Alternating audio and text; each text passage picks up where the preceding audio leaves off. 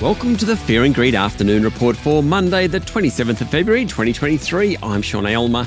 Every afternoon, we've got the 5 stories that happened today that you need to know about. Story number 1, the S&P ASX 200 fell 1.1% to 7,224 points today, in large part thanks to big losses in the mining sector.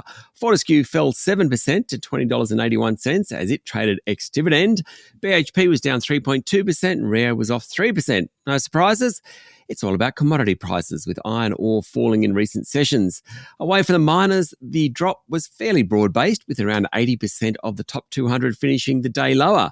The big banks were fairly flat. CSL and Wesfarmers both fell around 0.8%. South32 fell 3%. Industrial giant Goodman Group lost 2.4%, while Santos was down 2%. Aristocrat Leisure, QBE and WiseTech Global all dropped more than 1%. As I said, very widespread.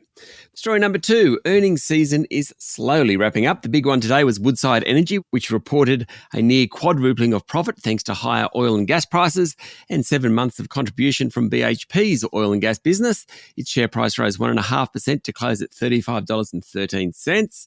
Kogan.com made a net loss of around $12 million on the back of a high build-up of inventories and a slump in sales. Pathology and medical imaging company Healius announced an interim loss for the final 6 months as demand for COVID-19 tests tumbled. TPG Telecom share price jumped 6% after its full-year result.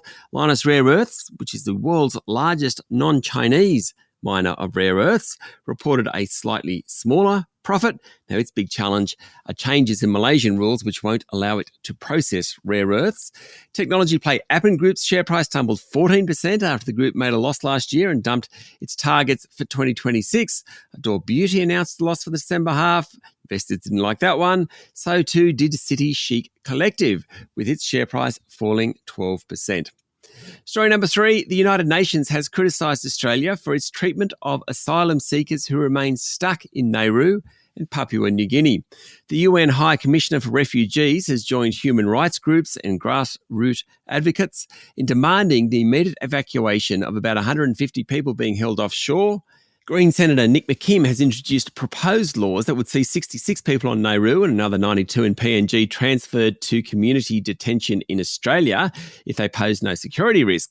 People evacuated to Australia would be provided with access to medical treatment. Now, a parliamentary inquiry investigating the bill has received more than 30 submissions. There is unanimous support for the legislative amendment. The United Nations was among those to support a more humane and cost-effective approach to achieving immigration enforcement goals. The UN lambasted the government, saying it had illegal responsibilities towards the safe settlement of asylum seekers and international rules. Story number 4, Downer EDI share price tumbled 24% today after it delivered a much lower profit, cut its full-year guidance and revealed details of its investigation into errors in its accounts. The integrated services supplier operates mostly in transport and utilities. It had announced late last year accounting irregularities, and apparently earnings from one contract have been misreported since April 2020. It seems that revenue was recognised too early, or as the company put it, prematurely. A big no-no. Its share price, as I said, was down 24% today. And finally, story number 5, the United Nations has warned China of serious consequences if it provides arms to support Russia's invasion of Ukraine. Washington and its NATO allies are trying to dissuade China from providing military aid for the war, making public comments on their belief that Beijing is considering providing lethal equipment, possibly including drones, according to a report in Reuters. Western fears of China helping to arm Russia come as Moscow's forces struggle to make gains around key objectives in eastern Ukraine, and as Kiev prepares a counter-offensive with advanced Western weapons, including battle tanks. That's it for the afternoon report for Monday, the 27th of February, 2023. Don't forget to hit follow on the podcast and find Fear and Greed on LinkedIn, Instagram, Twitter, and Facebook. Join Michael Thompson and I tomorrow morning for the Fast 5 by Fear and Greed. The top 5 business stories you need to know in just 5 minutes. I'm Sean Aylmer. Enjoy your evening.